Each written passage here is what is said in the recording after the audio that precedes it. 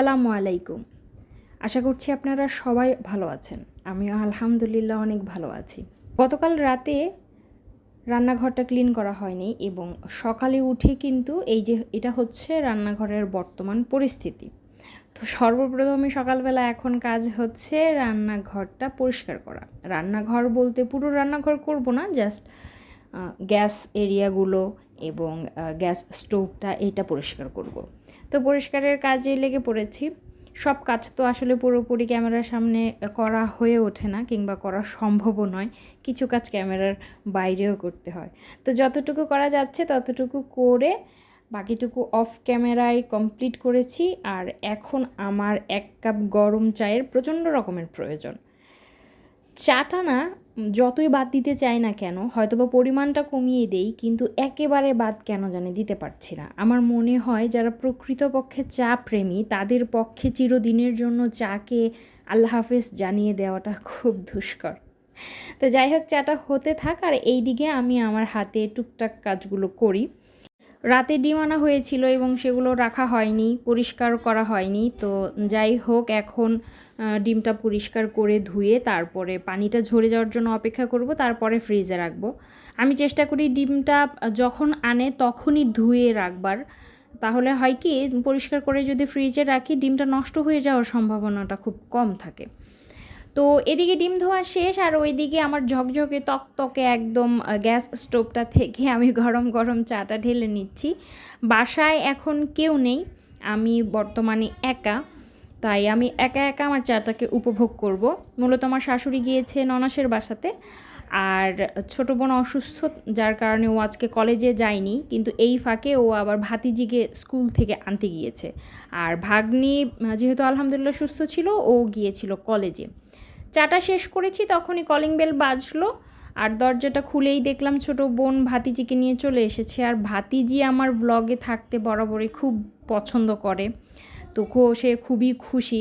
তো আমার কাছে গল্প করছিল যে আসার সময় ওরা স্কুল থেকে হেঁটে এসেছে, আর এটা নিয়ে আমি ভীষণ রাগারাগি করছিলাম যে আমি রিক্সা ভাড়া দিয়ে দিয়েছি, তুমি কেন হেঁটে হেঁটে আসছো। তো বলছে আমার একটা ফ্রেন্ডের জন্য এসেছি, ও কিছু একটা কিনবে তাই। তো ওর সাথে রাগারাগি করে এদিকে ফ্রিজ খুলতে এসে দেখি যে কোনোভাবেই ফ্রিজের ডিপের ড্রয়ারটা আমি খুলতে পারছি না। আর একবার যেহেতু খুলে ফেলেছি সেটা আর ভেতরে ঢুকাতে পারছি না। আর ফ্রিজের এই হচ্ছে বর্তমান অবস্থা, তাই ফ্রিজটাকে বন্ধ করে পরিষ্কার করবার সিদ্ধান্ত নেই। আর আমার নিজেরই কেমন যেন গা ঘিন ঘিন লাগছে আমার ফ্রিজটা দেখে। মনে হচ্ছে যে এতদিন কিভাবে ছিলাম যে এত পরিমাণে ময়লা হয়ে গিয়েছে। যাই হোক, রোজার ঈদে যে পরিষ্কার করেছি এটা বুঝবার আসলে উপায়ই নেই। কিভাবে এত ময়লা হলো আমি নিজেও বুঝতে পারছি না। তো যাই হোক, এখন পরিষ্কার করবার পালা। পরিষ্কার পরিচ্ছন্ন করে এটাকে রেখে দিব বেশ কিছুক্ষণ। আর এই হচ্ছে আমার পরিষ্কার পরিচ্ছন্ন ফ্রিজের অবস্থা। যে কালো দাগ কিংবা কোথাও স্পট দেখতে পাচ্ছেন সেটা কিন্তু আর উঠবার মতো নয়, যার কারণে ওটা রয়েছে। তো এই হচ্ছে ফ্রিজ পরিষ্কার করেছি বেশ কতক্ষণ, 20 মিনিটের মতো ছিল ফ্রিজটা এরকম খোলা পরিষ্কার অবস্থায়। এখন ফ্রিজটা এভাবে থাকবে, তারপরে ফ্রিজটা ওপেন করে দিব, আধা ঘন্টা চলবে, তারপর আমি ফ্রিজে আস্তে ধীরে সব জিনিস ঢোকাবো। আর তারপর চলে এসেছি রান্নাঘরে। আর আমার ভয়েস ওভারের পাশাপাশি আপনারা যে চিৎকার চেঁচামেচির কণ্ঠটা শুনতে পাচ্ছেন সেটা আমার ভাগ্নির চিল্লাপাল্লা করতেছে। আসলে ও ফোনে আস্তে কথা বলতে পারে না, তো তাই একটু রাগ করলাম যে তুমি এত জোরেই কথা বলছো যে আমি নিজের কথাই নিজে বুঝতে পারছি না যে আমি কী বলছি। রান্নাঘরে ঢুকে রান্নাবান্না বসিয়েছি খুব তাড়াতাড়ি, কারণ আমাকে 3টার মধ্যে রান্নাবান্না শেষ করতে হয়। ছোটো বোন আর ভাগ্নি কোচিংয়ে চলে যায়, আর সেই মুহূর্তে গিয়েছে কারেন্ট। যদিও আমার ডাইনিং স্পেসে এসি ডিসি একটি লাইট রয়েছে, এটা কারেন্ট চলাকালীন অবস্থাতে যেমন চলে, কারেন্টটা চলে গেলেও এটা বেশ ভালোই চলে। কিন্তু রান্নাঘরের লাইটটা আমার নষ্ট হয়ে যাওয়ার কারণে রান্নাঘরে আসলে রান্না করতে হচ্ছে মোবাইলের ফ্ল্যাশ লাইট দিয়ে। তো এই হচ্ছে অবস্থা। তো তরকারিটা হয়ে গিয়েছে আর ডালটাও হয়ে গিয়েছে। তো এখন আমি ভাতটা বসিয়ে দিলাম আর দুধটা বসিয়ে দিয়ে এখন চলে এসেছি শশা মাখা খেতে। শশাটাকে আমরা বিট লবণ আর মরিচের গুঁড়া দিয়ে মাখিয়েছি। শশা মাখাটা খাচ্ছিলাম আর খাওয়ার পর মোটামুটি রান্নাঘরে চলে এসেছি। এসে দেখছি যে 1 লিটার দুধ পুরো ফেটে গিয়েছে। আমার তো মনটাই ভেঙে গিয়েছে, রাগ করে আর ভিডিও করা হয়নি।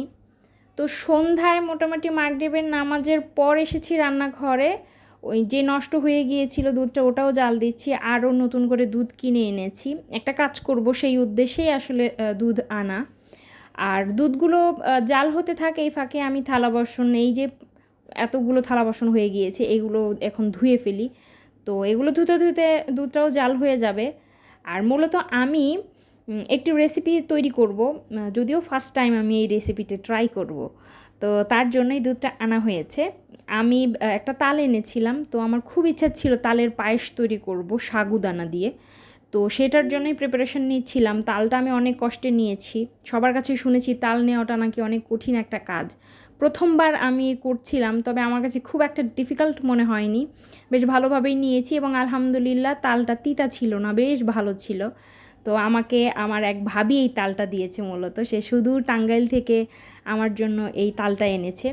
হাজেরা ভাবি, আপনি যদি ভিডিওটা দেখে থাকেন তাহলে ভিডিওর মাধ্যমে বলতে চাই আপনাকে অসংখ্য ধন্যবাদ আমাকে তালটা গিফট করার জন্য।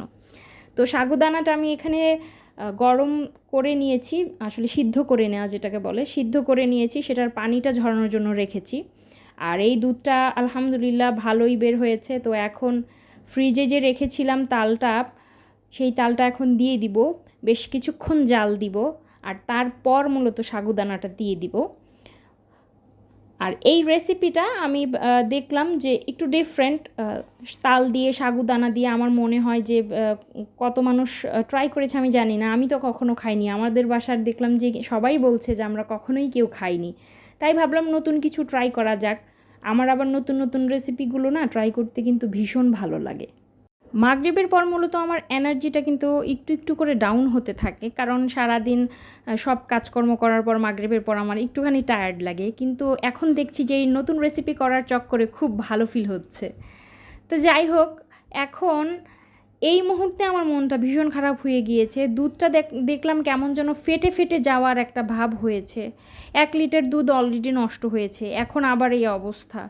তো গরমটা থেকে যখন একটু নামালাম, ঠান্ডা করলাম, দেখলাম যে না ঠিক আছে, তাই ননাসকে একটু দিয়ে পাঠালাম, ভাইয়ের বাসাতেও একটু দিলাম। আর এদিকে ভাগ্নি খেয়ে টেস্ট করে বলছে কেমন হয়েছে।